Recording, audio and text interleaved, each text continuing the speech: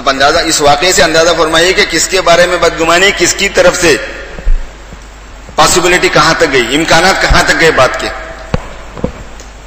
ہمارے بزرگوں کو، نیک بھلے لوگوں کو، بھولے بھالے لوگوں کو بدگمان کر دینا، متوحش کر دینا کیا مشکل ہے؟ کچھ بھی مشکل نہیں ہوتا. دشمن کی چال بڑی ہوتی ہے میرے بھائی، بڑی لمبی کہانی بہت دور سے چل رہی ہے، ہم سمجھتے نہیں ہیں. اور چونکہ بہت سی چیزوں کو چھپایا گیا، تستر سے کام لیا گیا، نظر انداز کرنے سے کام لیا گیا، بات بڑھنے نہیں دینے کے لیے کوشش کی گئی، اس کی وجہ سے بہت سے لوگوں کے سامنے بہت سی باتیں ہیں بھی نہیں. مثلا ایک بات بہت پوائنٹ کی ذہن میں رکھنے کی ہے کہ دشمن کو ایک بات ذہن میں تھی کہ اس کو کیسے کیش کرنا ہے. وہ یہ کہ ہمارے انعام صاحب رحمۃ اللہ علیہ نے جب 10 آدمیوں کے نام مقرر کیے تاکہ وہ امیر مقرر کر لے، انہوں نے کوئی شورا نہیں بنائی تھی، انہوں نے امیر مقرر کرنے کے لیے 10 نام مقرر کیے تھے حضرت عمر کی اتباع میں. جیسے حضرت عمر رضی اللہ تعالیٰ عنہ نے 6 نام مقرر کیے تھے کہ بھئی تم ان میں سے کسی کو اپنا امیر بنا لو، ایسے ہی حضرت نے 10 نام مقرر کیے تم اس میں سے اپنا کسی کو امیر بنا لو. تو ان 10 کے اندر فیصل میاجی محراب کو بنایا گیا. آپ لوگوں کے علم میں ہوں گی یہ ساری تفصیلات. میاجی محراب وغیرہ نے اس وقت کوشش یہی کی تھی کہ ہم حضرت مولانا سعد صاحب کو اسی وقت امیر ڈکلیئر کر دیں، اس واسطے کہ اس میں بڑے بڑے لوگوں کی رائے تھی، حتیٰ کہ حضرت مولانا شاہ ابرار الحق صاحب رحمۃ اللہ علیہ کی رائے بھی یہی تھی کہ مولانا سعد صاحب کو امیر ڈکلیئر کر دیا جائے.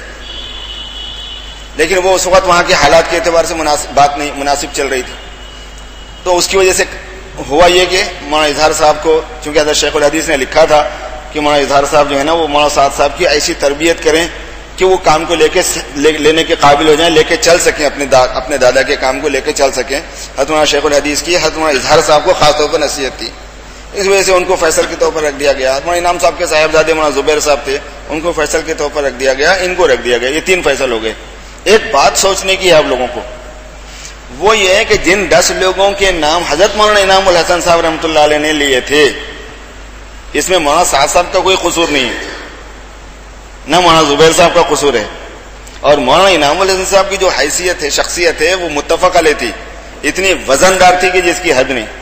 اور ان کی بصیرت سب لوگ مانتے تھے. بہت عجیب قسم کے ولی اللہ تھے وہ، ان کی ولایت بہت عجیب تھی. میں 2 مہینے کی ترتیب میں کئی مرتبہ رہا ہوں حضرت کے پاس، حضرت کے دور میں نظام الدین میں.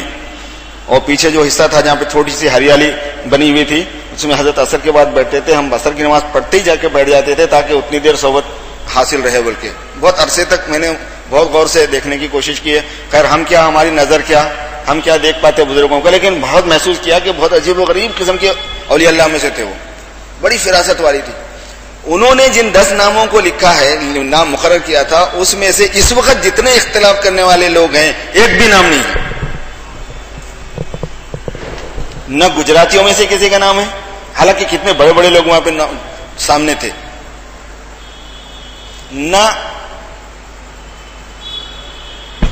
علی گڑھ والوں میں سے کسی کا نام ہے، نہ بنگلور والوں میں سے کسی کا نام ہے.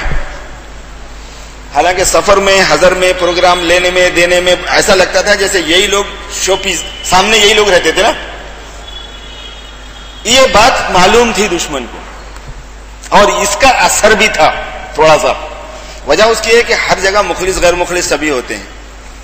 کوئی بھی میری دم پہ انگلی رکھے، پیر رکھے گا تو بلی کی دم پہ بھی پیر رکھے تو پنجہ مار دیتی ہوں. سمجھ میں آ رہا نا؟ تو جو مخلص ہے، جو برداشت کرنے والے لوگ ہیں، بڑے ظرف والے لوگ ہیں، بزرگ لوگ ہیں، وہ الگ ہیں، ان پر آپ کوئی حکم نہیں لگا سکتے. لیکن سارے اس میں مخلص ہی تھے ضروری نہیں ہے. تو ان کو بڑی تھی وہ چیز، پہلے سے ایک چبھن تھی اس بات کی.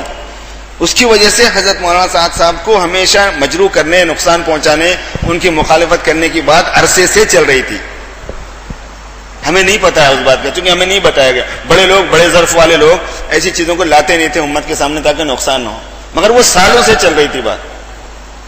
ایک بہت بڑے مولانا ہمارے پاس امریکہ میں، گجرات کے ہی ہیں وہ اتفاق سے.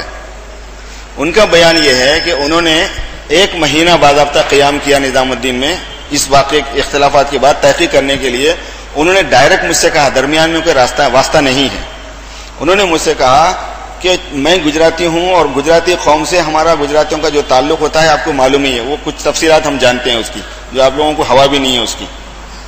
وہ بہت حساس ہوتے ہیں اس معاملے میں.